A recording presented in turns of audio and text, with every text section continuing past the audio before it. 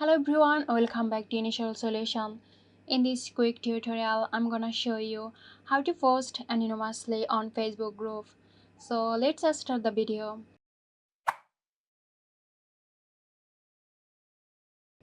Open the Facebook app, then navigate to the group you want to post anonymously. Tap the Write Something area or the Create Post button. If the group allows anonymous post, you will see an option labeled Post Anonymously at the top or the near the bottom of the post creation screen. After selecting the anonymous option, type your post as usual. While your name won't be visible to group members, group admins and moderators can see the identity of anonymous posters, and some group may require admin approval for anonymous post. This may take some time before your post is visible to other group members. So, there you have it. I hope this video helped you out.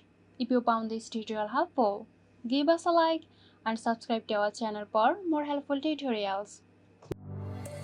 This video is sponsored by Zerosoft. Zerosoft offers graphic design, UI UX design, digital marketing and web development. Elevate your brand with Zerosoft today. For more details, check the description box.